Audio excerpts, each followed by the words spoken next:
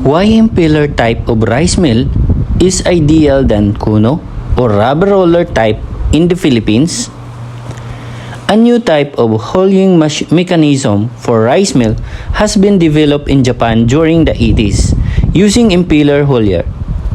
The impeller huller rice mill, like we have here in the Philippines, removes the hull of palay by rotating it with impeller blades that accelerates radially through centrifugal force and dehulls palay with the aid of frictional and impact force when palay passes through the blades and the liner surface of the impeller housing.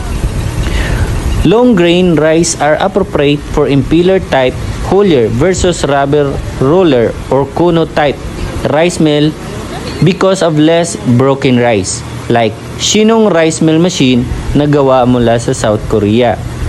At itong rubber roller type or kuno type ng rice mill actually was invented by Satake in 1925 and widely used in Japan and now also in Korea in other country because it's ideal for short grain rice. In 1955, this type of rice mill is exported from post-war Japan and still available until now. Meanwhile, the impeller type rice mill like Shin Nong rice mill machine can increase milling efficiency and milling recovery or lessen chances of grain breakage. The most common rice mills in the country, Stone Desk or Kiskisan, has a milling efficiency of 50 to 55% only. That's the recovery rate, wherein 50 to 55 kilograms milled rice can be produced from 100 kilograms dried paddy. On the other hand, rubber roller or kuno type rice mills, which have an average milling recovery of 60 to 63%, can produce 60 to 63 kilograms from 100 kilograms dried paddy.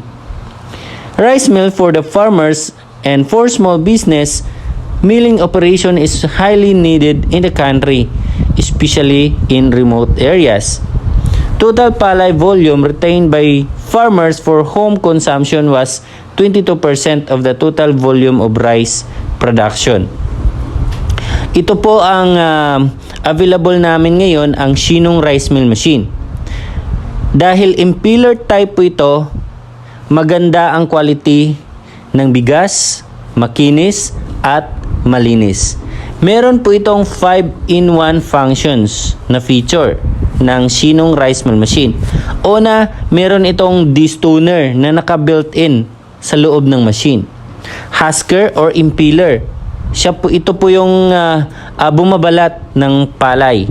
Meron din po itong rice grader or rice separator and also broken rice separator, at meron din itong built-in elevator, at meron na itong whitener.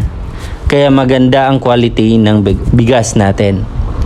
Palay to rice recovery rate is 65 to 67%, while ang kuno type recovery or rubber roll type nasa 50% lang, 50 to 55%. Kaya think about it kung alin dito ang nagustuhan nyo. So, bili na po kayo. Please contact us about dito sa Shin Nong rice mill machine. Order na po kayo. Nagde-deliver po tayo nationwide. Free installation.